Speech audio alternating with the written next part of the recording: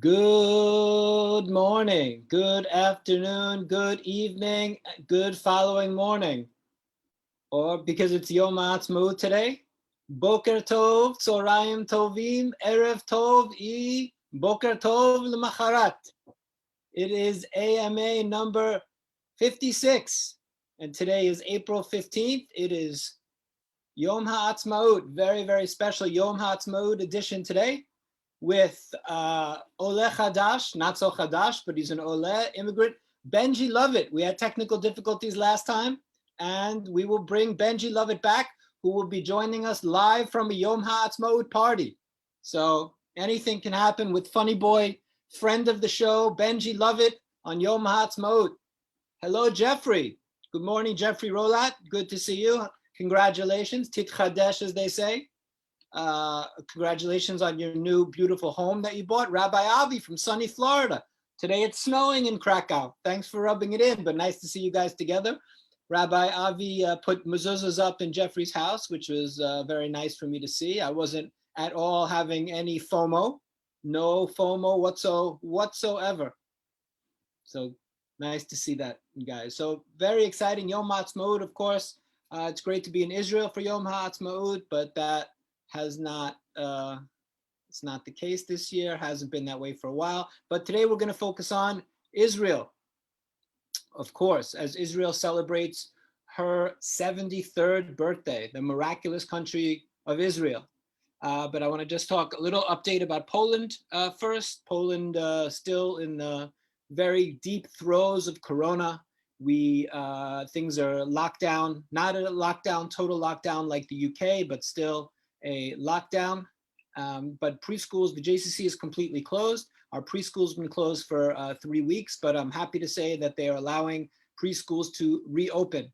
So our preschool will reopen on Monday. Everything else stays closed. Actually, something I don't know if it's even amusing or not, or just something bizarre.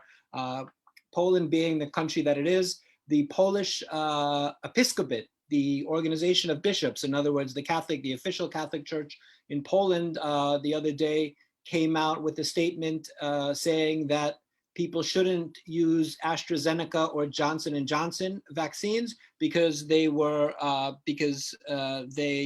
created with material that came from aborted fetuses.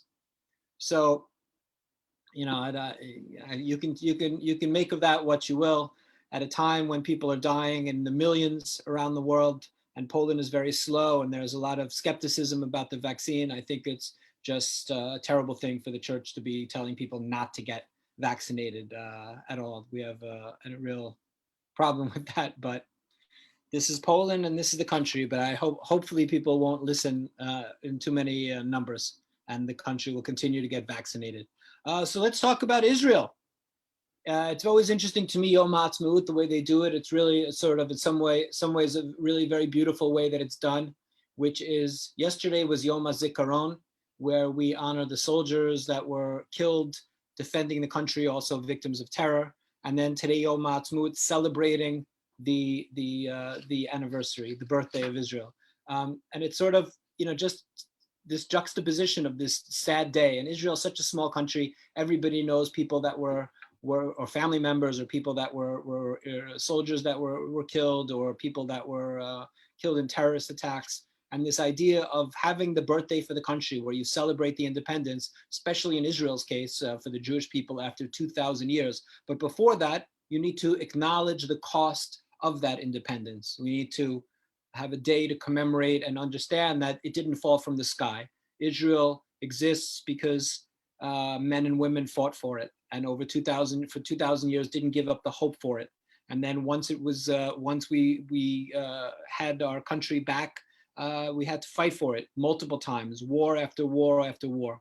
And I always love that. I love that. And Israel, being the intense pressure cooker of a country it is, you have this sad day of Yom HaZikaron and ceremonies in cemeteries and a moment of silence, and then flip, the moment ends and it's a big party. And I kind of think that's the way it should be. Israel does a lot of things right, and that's absolutely one of them.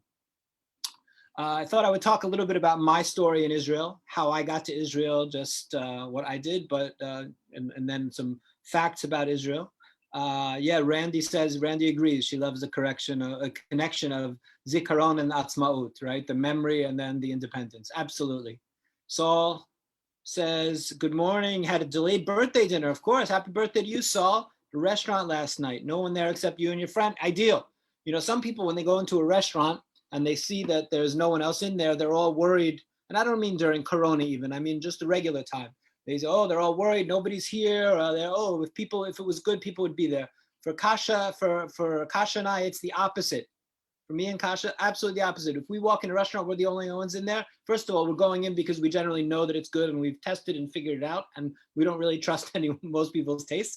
But we love being the only people anywhere. We don't need to sit around with people and stuff. We love being the only people in a restaurant. It's very exciting for us.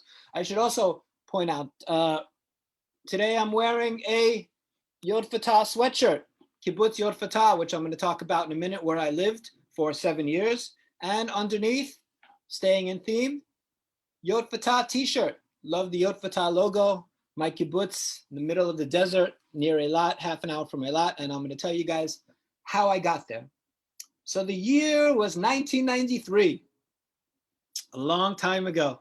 And I was taking a gap year, taking a year out, trying to figure out what I was going to do. And it was getting cold in New York. And I met somebody who knew somebody on a kibbutz in Israel. My only previous experience in Israel was in 1983 when I went there for my bar mitzvah. I spent about a month in Israel, me and my dad, which was kind of cool, except my dad took the entire month trying to convince me to be religious, which wasn't so cool. So I wasn't like super gung-ho Zionist and all that, which Benji was. So I think we're going to hear from Benji and his experience. So I kind of went to Israel because somebody told me about this kibbutz on the beach, and I was like, that doesn't sound bad, kibbutz on the beach. And really the funny thing is that when I looked it up in like the Let's Go guide, because it was kind of sort of pre-internet or pre-functional internet, it said that, Kibbutz Gash is located right down the road from the largest nude beach in Israel. I was like, what? It's cold here in New York. I'm going to go to Israel, hang out. There's a nude beach. What could be better than that? So I decided to pick up, and I packed a lot of stuff as an unknowing American did. I went in 1993, New Year's Eve. I got to a kibbutz, not Yotvata, Kibbutz Gash, which is near Netanya. And I got there New Year's Eve, and it was just chaos and a huge party going on. I didn't know what was going on. I hadn't slept in 24 hours. They left me on the side. I took a bus to the side of the road. I got to this kibbutz, and it's a party and dancing and people taking their clothes off. It was crazy, this crazy party. I was like, where am I? This kibbutz, it was insane. So I get to this kibbutz and I spend some time there. I had a lot of friends from Mexico, and I was a little bit homesick. Wasn't sure about if I would stay there. And I was going to Egypt. This is 1994. We were going to Sinai and then Egypt. I spent a few weeks with some friends in Egypt. And on the way down there, I met some people who were at Kibbutz Keturah, as Americans would say, which is a kibbutz in the Negev, where a lot of Americans are. So I thought, that's great. I'm going to go to this kibbutz with Americans. I won't be so homesick, and I'll spend the last few months of my year there. So I get on the bus. I go to the bus station, and I'm on my way to Kibbutz Keturah from the Tel Aviv bus station, and I miss the bus. Actually, I get there right as the bus is pulling away, and the driver wasn't a nice guy. He wouldn't let me on the bus. First of all, hi, Sita. My dad is watching. Hi, Dad. Hope you're feeling well. I heard you're doing a little bit better yesterday. My dad hasn't been doing too well, so nice to get a report about my dad. So, hi, Dad. I won't say anything bad today, Dad. Today, you don't have to worry. So I get to the bus. The driver doesn't let me on the bus, and he tells me, so I have to wait for the next bus. So I get on the next bus. I have all my luggage with me and rollerblades and all this stuff that nobody would ever need. And I see a girl there, young woman, teenage. She was in her early 20s, I guess, 19, 20, and with blonde hair, okay. And she had 2 tennis rackets. And I was like, only an American would have more than 1 tennis racket going somewhere. So I go over and I start talking to her, and she tells me her name is Lori, and she's going to Kibbutz Yotvata. I say, Yotvata, I think I heard about that as a restaurant. I used to go there and get like the milkshakes, the fruit shakes. They have all this stuff, this dairy products. She said, yeah, I'm going to do an ulpan. I said, what's the ulpan? She goes, yeah, you study half the week and you study half the week and you work half the week. I study Hebrew half the week and learn half the week. And I was like, whoa, that sounds interesting. First of all, I knew it was like a rich kibbutz with nice conditions. And also I was like, well, studying half the week and working only half the week sounds better than working every day. So I didn't get off the bus at Keturah. I waited 2 more stops, which was 8 kilometers away. And I just got off the bus at Yotvata instead, although I was supposed to go to Keturah. And I went to the kibbutz. They found space for me and I fell in love with the kibbutz. I did the Opan there. Then I went back home and then I decided to make Aliyah, and I made Aliyah in 1996, a couple of years later. And I became the lifeguard. They needed somebody. So I became a worker on the kibbutz. First, after the Opan, I was like a paid worker. I lived on the kibbutz for a couple of years. Then I decided to do the army. And I went to the army for a couple of years. And then after the army, I was back on the kibbutz deciding what I would do. And then I met a Polish woman and fell in love and moved to Poland. And that's the story. But I did, because we're talking about the army and I thought it would be fun to bring in. I don't usually show this type of stuff, but I did bring in my army uniform. Ta-da! Show my army uniform today. There we go. I was in the Nachal, which was a lot of fun. Well, it was a good experience. Shouldn't say just a lot of fun. Hey, Meryl, good to see you. Randy, you know, Randy, another mutual friend. I understand Randy and Meryl. Oh, cool. So that was my Israel experience. I go back very, very often. A lot of my closest friends in the world I met in Israel from the kibbutz and from the army, still in touch. Israel is, just an amazing place, clearly. But the kibbutz Yotvata is just about my favorite place on the whole world. And working there at the swimming pool as the lifeguard was just you can't ask for many better things than being a lifeguard on the kibbutz in Israel and just hanging out in the sun all day. Absolutely. Kasha Leonardi wrote kisser. What does that mean, Kasha Leonardi? I have no idea. So I have some stats for you for Israel Independence Day, Yom Ha'atzmaut. Quick stats, and then we'll get to Benji. I just picked some cool ones out. Israel is the 8th most expensive country in the world to live in. Switzerland is number 1. Israel has more museums per capita than any other country in the world. Not surprising. Israel was the first country to ban underweight models from participating in fashion shows. Very good. I think also you see so many models from Israel. I think you have a mix in Israel that you don't have in so many places, right? You have one parent is Ethiopian and the other parent is from Romania. You have all these crazy mixes as Jews came from all over the world. So Israel, a lot of beautiful, fascinating, a lot of beautiful people. Kisses from Zakopane. Hello, the greetings, Kasha from Zakopane. 85% of Israeli households get hot water from rooftop solar heaters, 1% in the US. And this is something very close to my heart because this is true on my kibbutz. And I knew this. Israeli cows produce more milk per capita than any cows anywhere on the planet. It's amazing the technology going on with the cows in Israel, I have to say. And this is a cool one. The glue on Israel's postage stamps is kosher. Not at all surprising. Israel performs more in vitro fertilization per capita than any country, and it's free for the first two babies. Yeah, that's a wonderful thing as well. And this is something also that I did know, and also not surprising. The cherry tomato, the delicious cherry tomato developed in Israel. It's an Israeli invention. Over half of Israel is desert.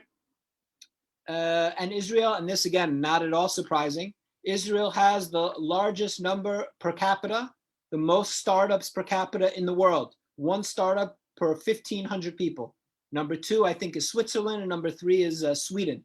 And also Israel, the most vegan population in the world. 5% of Israel is vegan, which is also something very much appreciated.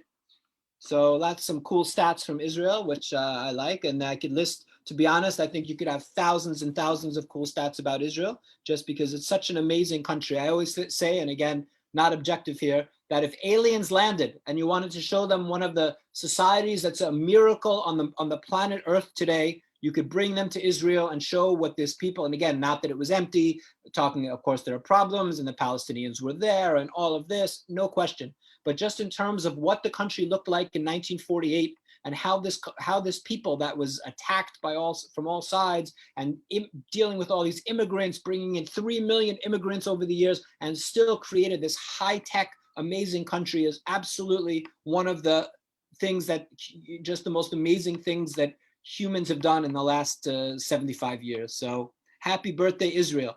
And with that, I'm going to bring in a good friend of ours, a good friend of the show, a good friend of mine, hilarious comedian, and he better be funny, no pressure. Benji Lovitt. Benji, originally from Dallas, been living in Israel for a while. is, I understand, at a Yom Ha'atzmaut party today, and he's sideways. Probably, I think that's supposed to be metaphorical. He's so drunk on Yom Ha'atzmaut that he's actually sideways. That's a neat trick, Benji Lovitt. Benji, should I make you? Benji Lovitt, Sorayim Tovim. How are you, Benji? Good. Is this better? Why didn't it work? I don't know. No, now you're good. That's you see better? Properly. Are you on a ship? I'm putting you on a tripod. I don't mess around for JCC Krakow. Tripod? It's okay now? Are you at the party? I am at the party. Everyone's outside. How's the party? Tell us about this idea. Tell us what kind of party you're at. First of all, I have to say, it's Yom Ha'atzmaut. It's Yom Ha'atzmaut. Ha'atzmaut. Only for Jonathan Ornstein and the JCC of Krakow and those JCC green T-shirt chairs behind you would I work my Yom Ha'atzmaut plans around this. So I'm at a barbecue. This is my first Yom Ha'atzmaut, or my first year with a car. So I got out of Tel Aviv and I drove to a good friend's at Sur Hadassah.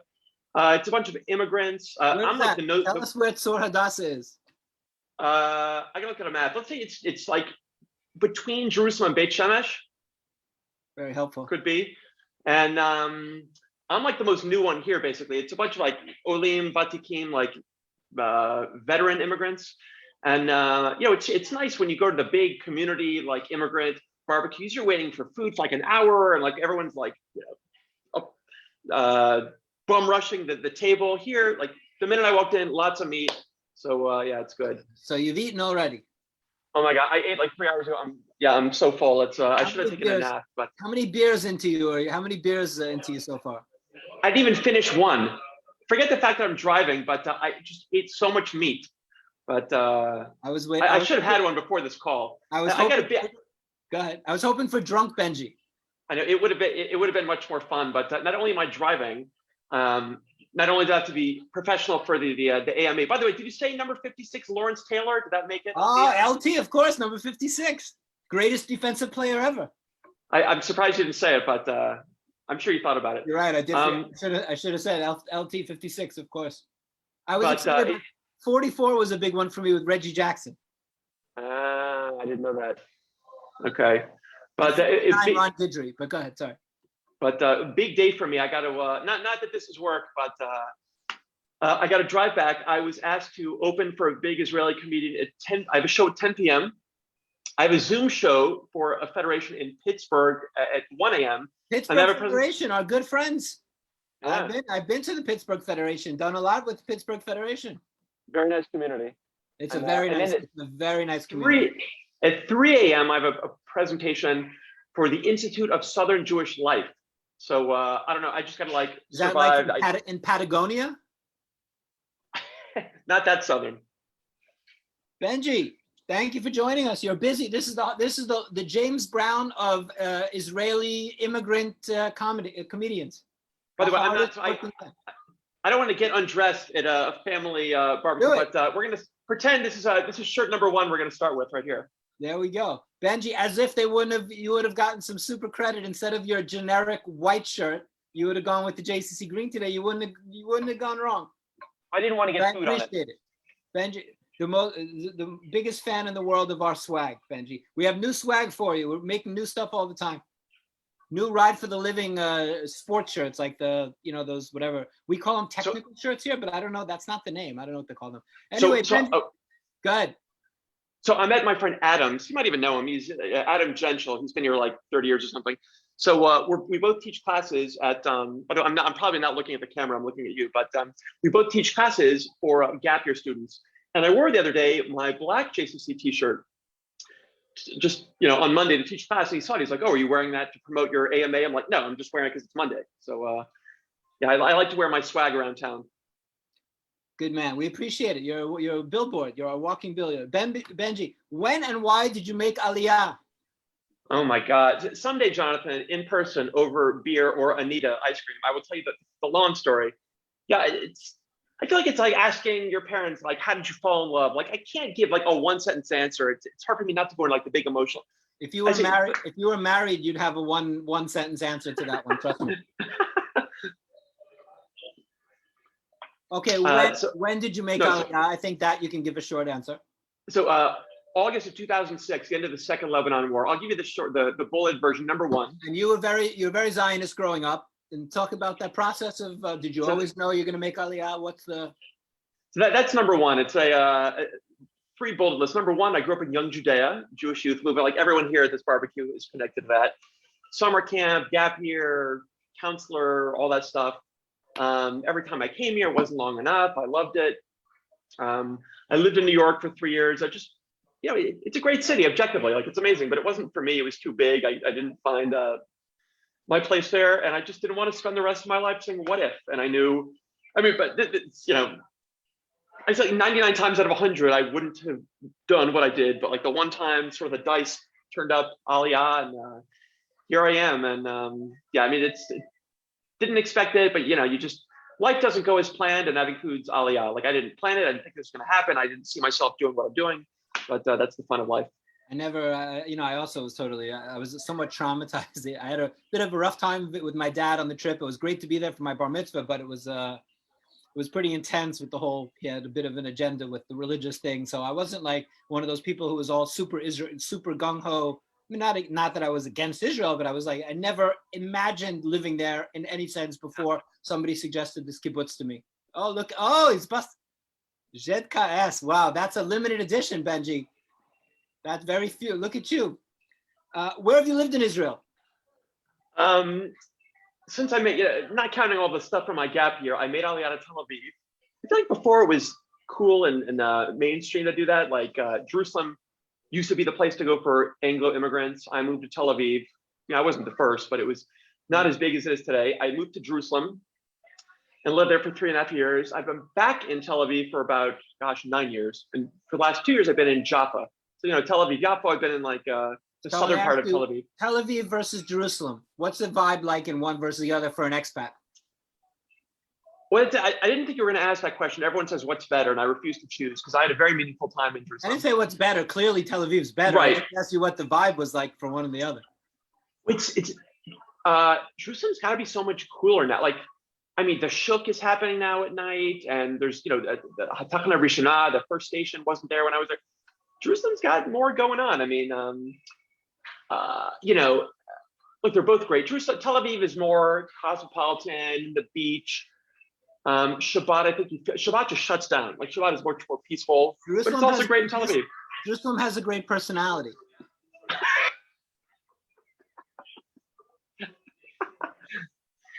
It's very funny. I can't see the comments here. This is the first one where I can't see what people are writing. Yeah. Hello, Saul Schachter and Jeffrey Rolat. Everyone, all the Randy, Jeffrey, Avi, all the gang. Hi, Sita. We got all the everyone's tuning in. Good morning. Good. Okay, sorry. I did it in Hebrew. Wow. Of course, for Yom Ha'atzmaut. Not that that's impressive Hebrew, but just so tell. Yeah. I don't know. I lived in Jerusalem. To me, living in Jerusalem, when I had a year where I lived in after the Opan. I lived for 1 year in the country before I went back to the kibbutz, right? So besides the army, I lived actually for 1 year, and I lived in Jerusalem, which to me is very strange because to be honest, when I go to Israel now, I'll visit someone in Jerusalem or go for a meeting, but I'm absolutely Tel Aviv and Yotvata is where I spend. To me, Israel has two things that I'm not really looking for, and again, everyone will forgive me, including my dad: Americans and religious people. Those aren't two things that I'm generally seeking out on my trip to Israel. So I don't want to sidetrack the conversation. I'm curious to know how you translated "good following morning" into Hebrew. I think who knows if it was correct. My Hebrew's terrible these days. I think I said Boker Tov Lemacharat. Who knows? Like the Yom day after. That's a good one. I haven't said this in a long time, but I used to think if you're a Western person or secular Jew, it's. You're going to connect more. Tel Aviv's going to be more familiar. It's maybe easier to imagine living in Tel Aviv. But Jerusalem, maybe it takes more getting used to, or you have to look more. It's not as obvious why you would like it. But if you say there's I say each city fails by the standards of the other. Like if you like beach and bars, Jerusalem doesn't compare, but it's interesting, and it's the old city and the spirituality, and it's got its own stuff.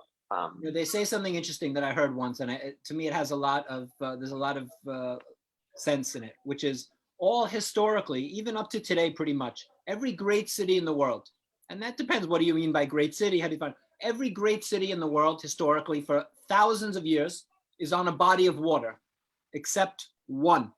Jerusalem is the only of the world's great city, the only one that's not on a body of water. That's pretty cool. Well, didn't King David like put it religion there? Is no, it's not that there's no water, but it's not on a body of water. It's not on a river. It's not on a lake. It's not on the ocean. Every other city. Think of any city: London, Paris, Tokyo, Tel Aviv, New York. Every one of them. Well, Austin is on a lake. Everything. You could maybe talk about Las Vegas, but that was a little bit of an artificial. Is that a great city? But whatever. But really, it's a very interesting. What water is Krakow on? Krakow's on the Wisła. It's on the river, of course. What's it called? The river? Wisła, Vistula in English. I didn't even know that. What's it like living in Jaffa, in Yafo? Most people don't. People maybe visit, but not too many people. Now it's become a lot hipper. Kasha and I actually stayed there last time we were there. We love it. We saw you, I think. We stayed in Market House, which is beautiful. Yeah, I passed that hotel and I think you guys. It used to be the building of like the Shabak. It was like the internal. That was like the police, not police, but the internal security service building for a long time. I didn't know that. Yeah, the precursor. I'm going to answer your question, but first I'm going to switch shirts. I don't want you to be confused between green t-shirt number 1. This is green t-shirt number 2, just so there's no confusion. Is it the same t-shirt? No, these are. Yes, but they're 2 different ones. You brought 2 of them. No, but it's the same. It's just 2 different versions. I believe so. Look at you, Betty. That's dedication, Benji. You didn't bring different. Come on. You actually just brought all the t-shirts. That's why you're the official comedian of JCC Krakow, Benji. Oh, I think I forgot my bicycle shirt because I don't even know how to put that one on with the zipper. I get confused. I feel like we're probably all better off without that happening. Living in Jaffa, so I'm not so young anymore. I'm not so cool. You're cool and hip. I think people love Jaffa. It's you want to come say hello? Benji. Oh, after that, when you're done, maybe we'll have some people come say hello. Bring them on. Jaffa's. Look, every city has its Brooklyn. Is Florentine Tel Aviv's Brooklyn? Is Jaffa Tel Aviv's Brooklyn? Unclear, but I think if I were younger, I would be more into all the bars, whatever. Not too long after I moved there, Corona happened, so I didn't get a chance to really explore it. I do miss my old neighborhood in North Tel Aviv, or the Old North. But if I didn't move to Jaffa, I wouldn't have bought a car. So that is a big deal because the car is a life changer, so I can easily park. So that's nice. We also got a car recently. We never had one in Krakow, which is fun. We Wow. We don't really need it here, but it's fun. I like Pua, the restaurant Pua in Yafo. That's been there forever. Hummus, yeah, Pua's great. I love just that little area right there, sitting outside in the nice weather. Fun. I like it. I'm trying to take you off my headphones, but I don't think I succeeded. Oh, yeah, how about now? All good. You hear me? All good. Are most of your friends expats or native Israelis, Sabras? Yeah, but wait, you want to say hello? We have a real live Israeli coming on. Wow. Yeah, she's never been to Poland, and she said, but yeah, it's okay. Wasn't thrilled about. Wasn't dying to go because of all the negative. I said, no, you have to go. If not for the negative, because of all the history. She said, yeah. She said, I can buy into that. What's negative? What's negative in Poland? Alan Yael, Manishma. Hi, Manishma. This is Jonathan. He's American, but he used to live in Israel. He was in the army. He's legit. He's one of us. Anything you want to ask the real Israeli about Israel 73? איך המסיבה? היה מהמם. It was amazing. כבר נגמרה המסיבה? המסיבה פה או באופן כללי? לא, מסיבה אצלכם. יושבים בשמש, חם מאוד. מהמם. We're sitting in the sun. It's very hot. Look at you, Benji, translating. Good man. You've got a good accent. You've got a good resh. It was snowing here today. פה ירד שלג היום. סיוט. נורא. תודה. I'll let you off the hook. Oh, you're leaving? Great to see you. Oh, okay. So you have some credibility. You know at least one native-born Israeli, Benji. She's married to a Scottish guy. No, it's when I moved here, I was like, I'm not gonna be one of those Americans who only hangs out. Oh, yes, I am. Yes, I am. So that was good. You know, my experience was very much like I left that kibbutz where a lot of Americans, and I went to Yod Vitro where there were maybe a few, but I wasn't really around, which I liked. I wasn't really around Americans. And in the Army, I also didn't go, you know, I didn't go to a unit with Americans. I tried to like steer clear. Well, you want guests? Yeah. Hey, this is Ayala. Ayala, say hello to the world. This is Jonathan. Hi, world. Hello, How's it Ayala. I always love the name Ayala. Thank you. Yeah, I love it too. Good name. I didn't prepare them. I don't think they know. You don't have to be here if you don't want to. Okay. Yeah, you want? Bye. Oh, thank you. All right. Bye, Ayala. You're good. Okay, bye. Benji and 300 women. Benji, good party. Benji, what do you love about Israel, Benji? You know, it's an interesting question. So I don't know if you know, the most meaningful thing probably I used to do is like, I wrote this list when Israel turned 60, like 60 things I love about Israel. It was in like the Jerusalem Post, this comedic thing. And it went on, right? It like blew up and was like the top story in the Times of Israel every year. I came up with like 600 things. I spent the whole year writing it, this creative comedic thing. And I, you know, like Jordan, like Seinfeld, I wanted to walk away on top, but I don't. And then come back. Well, it may happen, but it's hard for me to think about the country in those terms anymore. And not because, you know, I hate it. It just, you know, I compare it to marriage. It's like, you know, the love is so deep. It's, you know, I don't think about it in those terms, but when people ask me what my favorite thing is, I say it's probably being part of this fraternity of immigrants. Like we've all, you know, had the same experience. And I don't know, when I talk to new immigrants or like do a comedy show for Israelis and make them laugh, like I feel like I've made it. Like when I can make, you know, like I'm opening up for an Israeli comedian tonight. I'm going to do like my Israeli friendly material. They're going to love it. In Hebrew or English you're doing it? English. Do you ever do it in Hebrew? I have for like 5-10 minutes at open mics. I know my material is good. You know, I got to work on the language part, but I know Israelis love it in English. Do you know if they're laughing at you or at your Hebrew? No, because they tell me afterwards that like, you know, like that you really got us. It's a good feeling to make them laugh. Do you feel that you've become more Israeli living in Israel? For sure, more. Yeah, I'd say I'm like, you know, I joke with my friends, like once I get to 50%, kill me or something back to America. Like, you know, just like I sent a work email the other day, and I was more like vocal. Tachlis. Yeah. Then I still try to write it diplomatically, but you know, I definitely am. You know, when I talk to like my family, like, you know, or people in America, like I know I am more Israeli than I used to be. But hopefully in only the good ways. So, you know, it's interesting. So I lived in, you know, the 3 countries that I've lived in for a period, you know, significant period of time. I feel like Israel is like on one extreme of just in your face and very direct and everything. And Poland is sort of the other. You know, Poland is everything is sort of polite, and even people, you know, they use the formal, even like people yelling at each other. Someone almost hits you by a car, you know, with a car, and they don't use the impersonal. They're like, you know, that sir is an idiot. You know, like it's just there's the distance between people, and it's very different. And then I kind of America was like in the middle, you know. So I feel like it's all the different experience, and I feel like, you know, the longer I move to Israel, you know, you become more and more Israeli living in Israel. Then I move Poland, I sort of moving in that direction. And when I go back and visit, I always feel like I'm sort of pulled in these different ways. So like I feel like my identity is torn. Yours must feel really like between 3 countries. Yeah. No, I there's a good chance you know what I'm talking about. I don't know Polish, but you said the informal, maybe it's like the same structure as Spanish. Have you seen the Larry David stand-up where he asked the guy in the front row, like, do you mind if I use like the usted or the tu? Like, no, I haven't seen it. It's, you know, there's not much stand-up of him online, but there's a clip of him in like the 80s or 90s. It's brilliant. It's like, do you mind, sir, if I use the informal? It's very funny. I will check it out. What's difficult? What don't you like in Israel? Well, you know, if it was just you and me, you know, and not. No, well, that would be. If we kept in the family, I would. Yeah. Be a very different conversation. Keep it clean, yes. Benji. You know, it's a different mentality. Like, look, you know, I'll always be in many ways American, and you know, people say like whatever you're used to is what you prefer. Like I've heard, you know, there are a million stories from Israelis. How it's not true. It's not true. It's snowing. Today's April 15th. It's snowing. You think? And I've been here for 19 years. You think I like that? No effing way.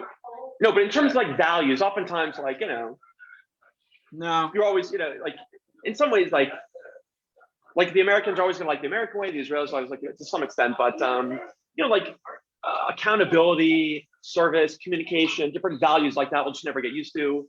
But it's hard to know now, like, it's not even just, things are not divided along only a cultural spectrum anymore. Like sometimes maybe it's not Israeli, it's just how they do it in Tel Aviv, or like, maybe it's a generational thing, like, cell phones and dating, it's probably the same in New York as it is in Tel Aviv, but it's not the same in Jerusalem or Omaha.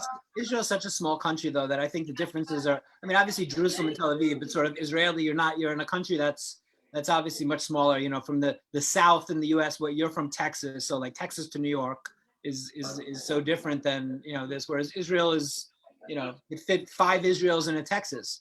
10 30, I think it's 33. Yeah. It sounds impossible, but I see my friends in the back threatening to come over and pull the plug out of my phone. Yeah. So, I mean, are there things that really get you in Israel? Like things that are just really frustrating? I mean, bureaucracy, I mean, the usual. Yeah, I mean, look, like, the funny thing is, I mean, so on one hand, like, I've been here too long to complain. Like, if I complain about something, oh, stupid Israelis, like, I've been here 14 years. At that point, if I'm being such a baby, it's me, not them. The other day, I was thinking of connecting my computer directly to the modem via like an Ethernet connection, so it's a faster connection.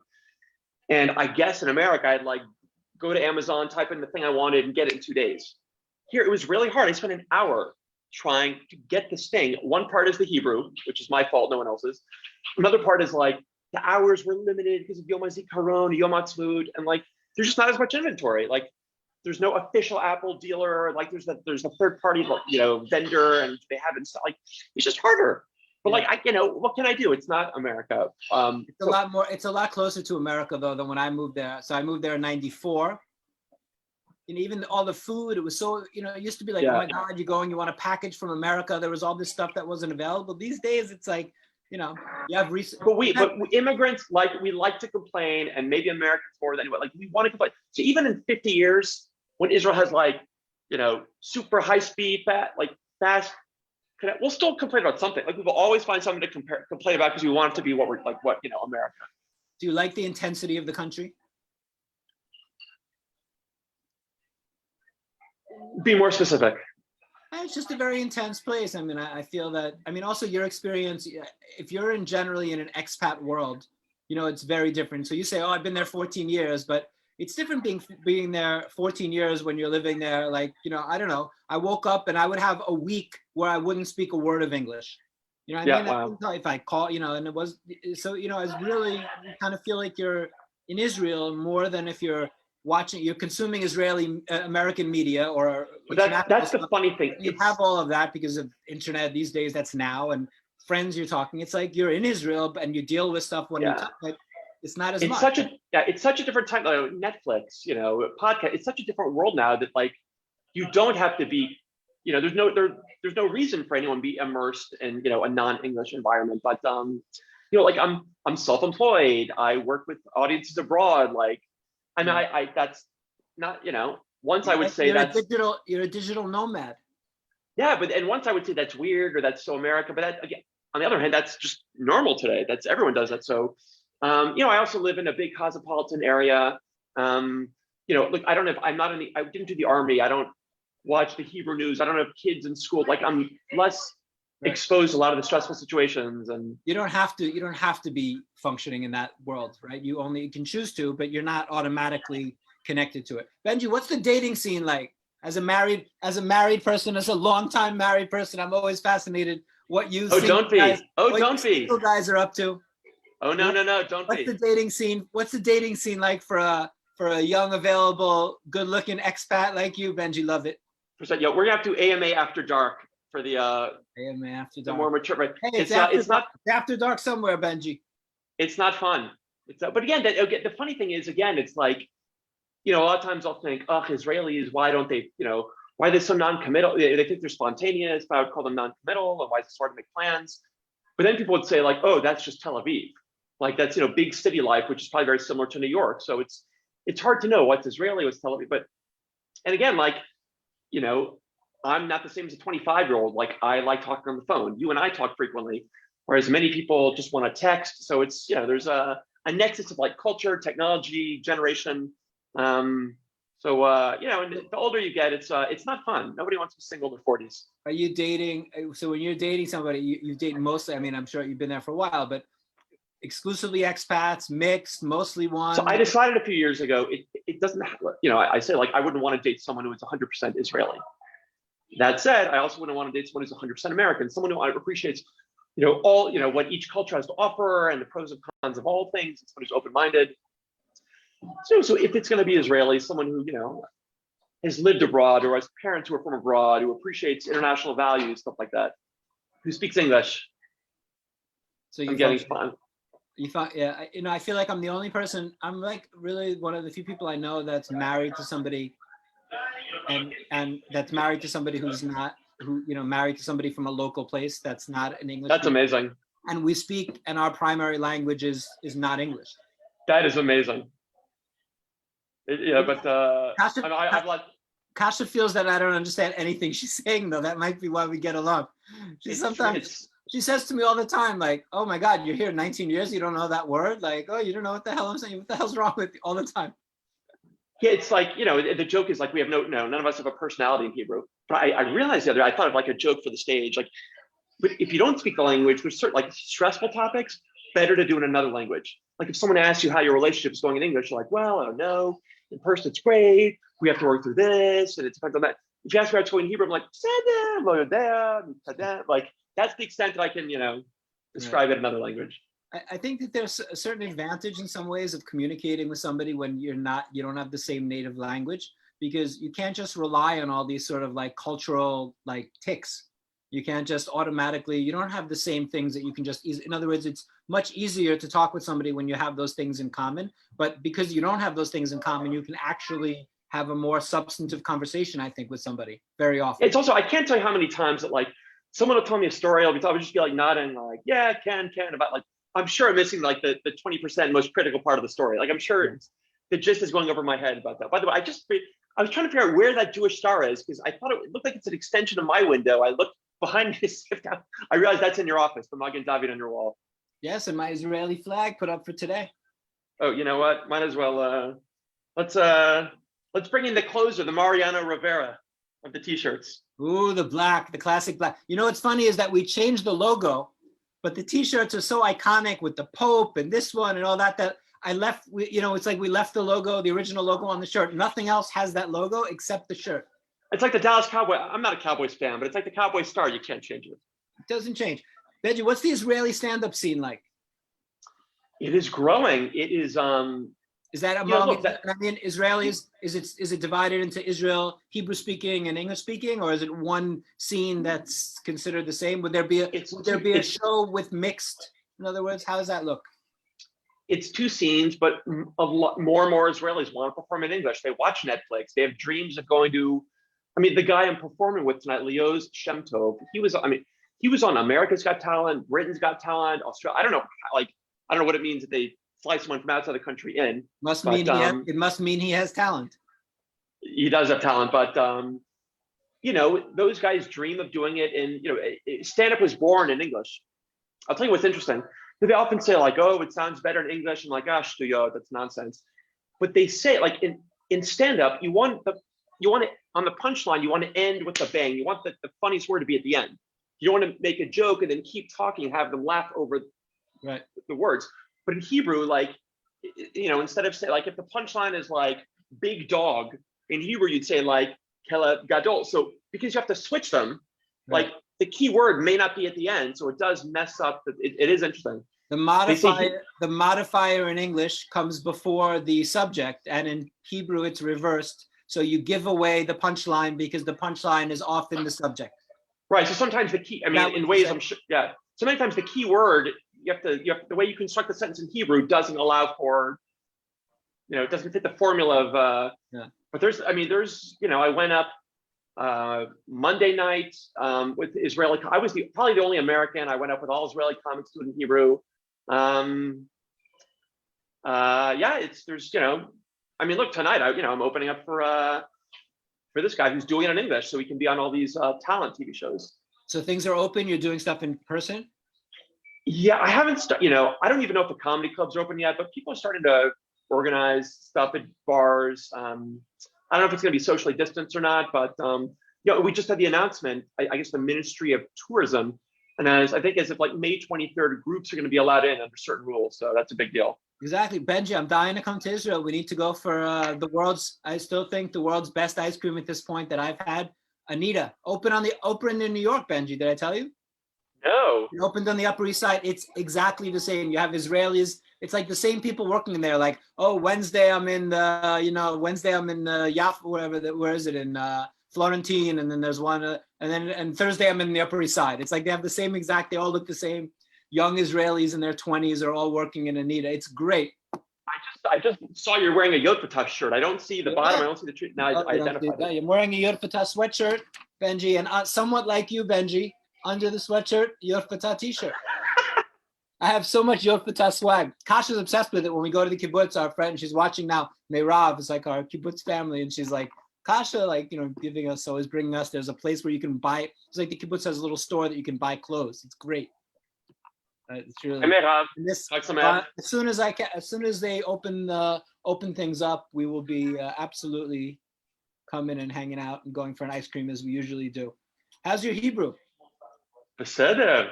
It's good. It's not as good. It's funny. I feel like it peaked 10 years ago. I mean, I have so much material about my Hebrew. It's ridiculous, but and they're all couched in truth. But it's like someone says, you've been there 14 years. Why isn't it better? I'm like, it doesn't keep getting better. Like, there's a certain age after which it doesn't improve. It's like you could play basketball for 20 years. You're not gonna be able to dunk. It's like it gets to some point and that's it. Yeah, but you can get better. I don't know though. I'm not sure. I mean, yes, I don't know. I'm thinking about it with Polish because I think at this point, my Polish is better than my Hebrew. Well, I will say, yeah, but you really moved to you moved to a place where everyone doesn't speak. I mean, I don't think it's English centric, but you've also been there a long time before Netflix and everything. Yeah. It is so easy not to learn now. And also, look, I'm self-employed. I work in English. Yeah. No, but I feel it's weird with the language. Like I feel like people are like, oh, you're good with it. I'm like, no, I'm not good with languages. And I feel like the Polish pushes the Hebrew out. Like I can only have one foreign language. If I'm 70% Hebrew, I'm 30% Polish. And as one gets better, it's like izun. Yeah, balance. Your Hebrew's good.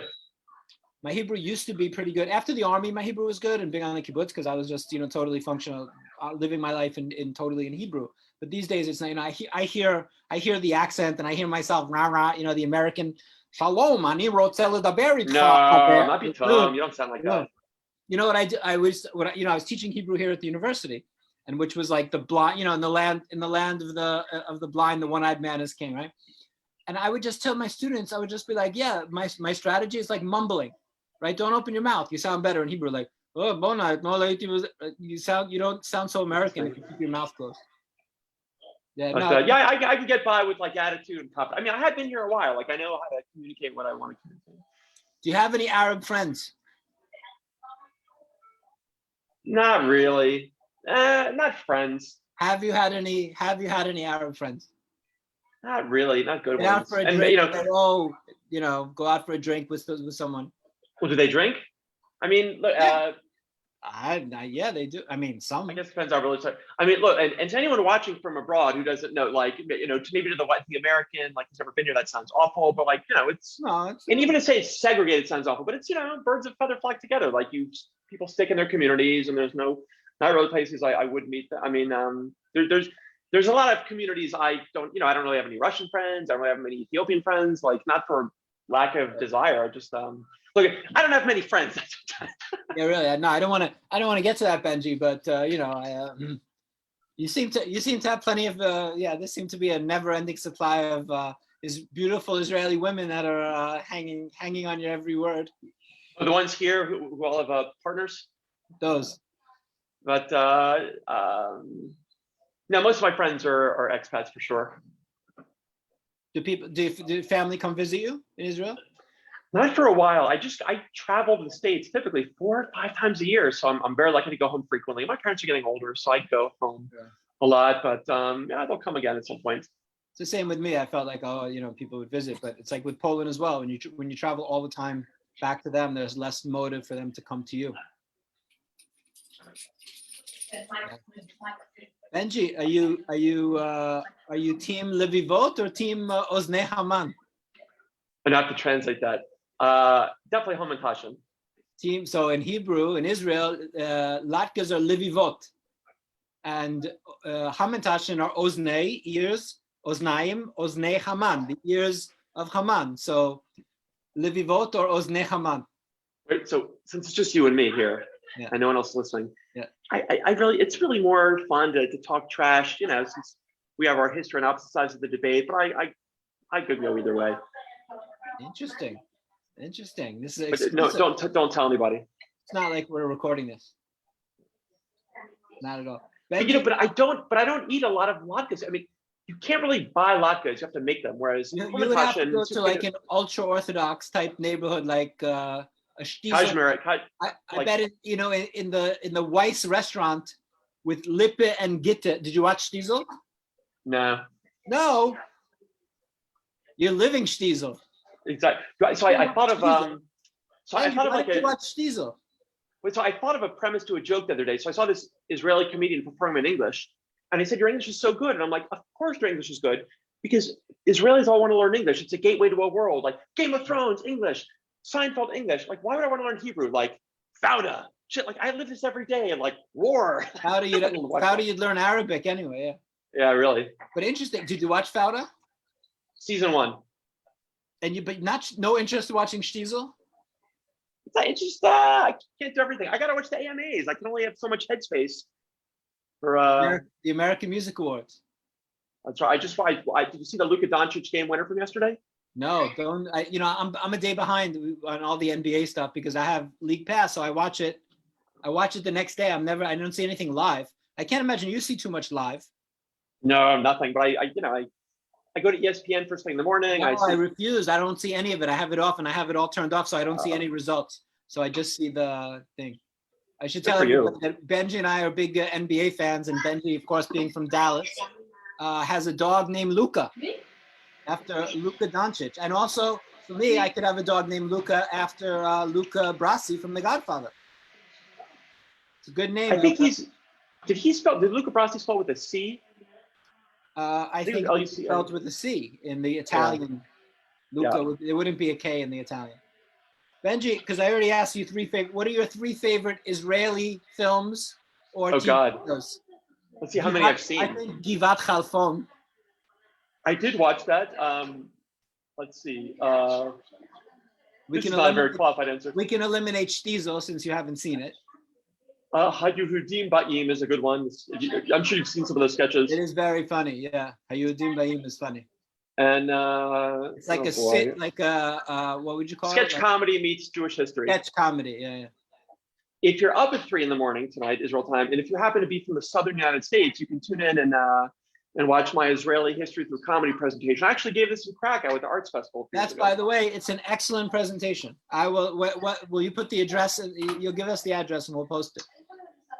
I think you have to go to an organization. Or you were like just pretending to offer that to the viewers. No, it's I'll send you a link to more information about you didn't think I was going to take you up on that. Well, no, you can't. Yeah, you can't watch tonight. I guess it's. Why'd you offer it? Why'd you offer it, Benji? Benji. I need your 3 favorite films, Israeli films or TV shows, keeping with our Israeli theme today. Yehudim Ba'im, Givat Khalfon, and how about Nir Vagali? Now, are these the only 3 TV shows or Israeli movies that you've ever seen in 16 years? Well, I've seen all the ones. I've seen all the ones in my presentation, like Sach Shabbat. I had to see. Oh.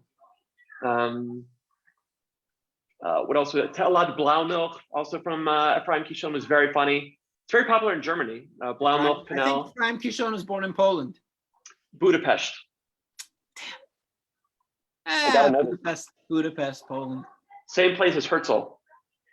Benji, just because I think last time I did ask you this, but we had technical issues. Why do you love, and I'm not asking you in a self-serving way, why do you love JCC Krakow so much, Benji?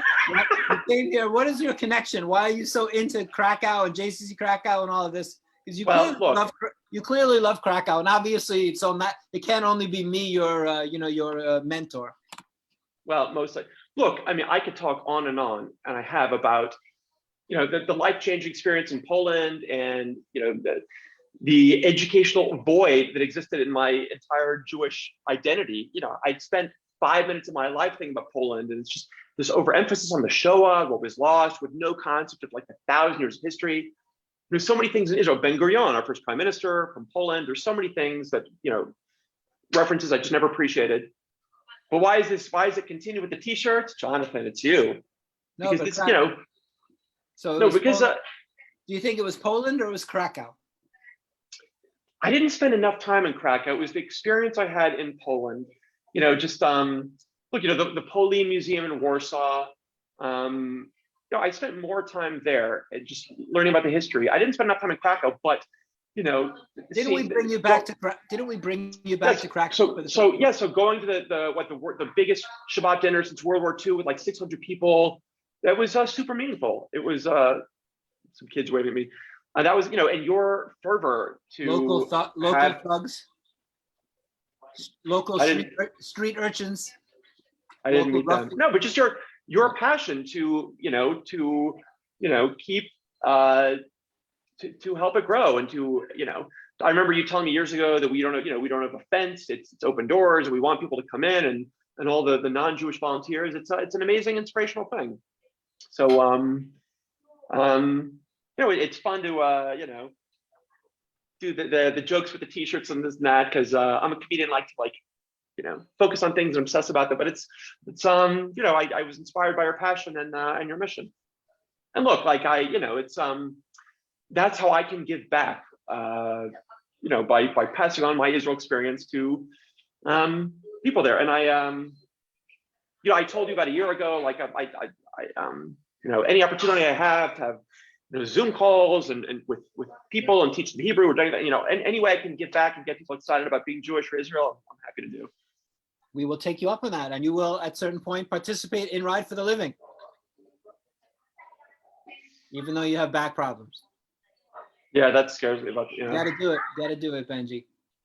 And so Benji, thank you. I'll see you in Israel, I think before Poland. I'm guessing that's going to be the way it's going, in that direction. And ice cream on me and Kasha. Next time we see you, we'll go to Anita. Amazing, can't wait. The date, we'll speak only Hebrew. You'll feel a little more connected to Dziękuję, dzień dobry, and the other phrase I know, I think it's a bad word. You can say it. You can say it. We're not on. We're rated. We're PG-13. To all my Polish friends out there, have a zajebiste day and Chag Sameach. Chag Sameach, Benji. Be well. Thank you for doing this. You got it anytime. I'll see you soon. Take care. Bye-bye. Bye. Chag Sameach, everybody.